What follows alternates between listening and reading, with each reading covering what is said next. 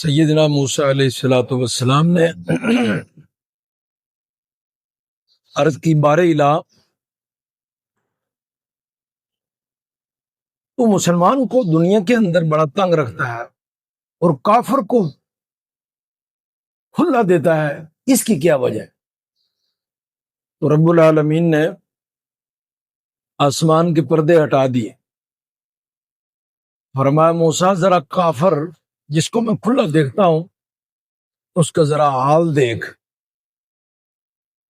جب موسیٰ علیہ السلام نے ساتوں آسمان کے پردے ہٹے ہوئے دیکھے تو کافر کو دیکھا ایسے کہ جیسے دیوار میں کیل ٹھونکی جاتی ہے، ایسے اللہ تعالیٰ نے صورت بتائی کہ ایسے آگوں کے اندر ٹھونکا جائے گا۔ اور پھر فرمایا کہ جب مسلمان اور مومن کی صورت دکھائی، جب مسلمان کی بات کی کہ یا اللہ اس کو دنیا میں بڑا تنگ رکھتا ہے، اس کی کیا وجہ ہے، تو رب العالمین نے پھر آسمان کے ساتوں پردے ہٹائے اور موسیٰ دیکھ۔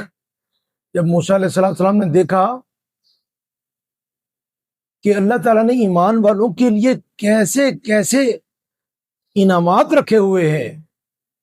جو کسی کان نے سنے نہیں، آنکھ نے دیکھے نہیں، دل میں خیال تک نہیں گزرا۔ اللہ تعالیٰ فعال لما یرید، ہر چیز پہ قادر ہے۔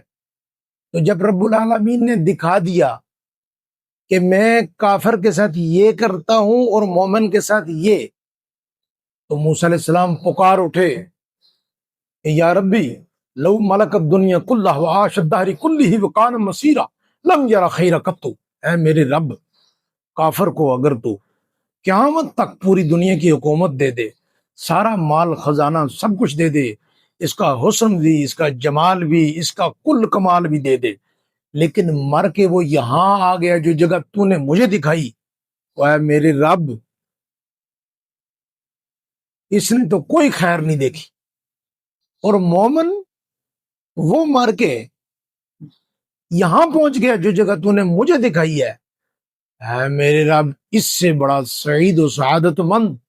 اور خوش بختی دنیا میں کوئی بھی نہیں۔ اور رب العالمین بعض دفعہ نقد انعامات اور نقد سزا بھی دکھاتے، اس لیے مومن کے لیے اور کافر کے لیے علیحدہ علیحدہ قانون ہے۔ مومن کے لیے اگر الدنیا سجن المومن، مومن دنیا جو ہے مومن کے لیے قید خانہ ہے، والجنت کافر، اور کافر کے لیے جنت ہے، موج کر، ہاں ظلم کر، زنا کر، چوریاں کر، ڈکیتیاں کر، چھوڑ دے نماز، جو جی میں آتا ہے کر، لیکن اس کے پیچھے دیکھ، یعنی پہلے خیر کی بات کی رب نے کہ ذرے برابر بھی اگر وہ اچھائی لائے گا تو اس کا بدلہ دیا جائے گا، اور ذرے برابر بھی اگر برائی کرے گا تو اس کا بدلہ دیا جائے گا۔ لہذا مومن کو پھونک پھونک کر قدم اٹھانا چاہیے، زبان کو بھی پورا حساب لگا کر بولنا چاہیے۔ تو مومن اور کافر کی زندگی علیحدہ علیحدہ ہے، مومن کے لیے انعامات کی بارشیں ہیں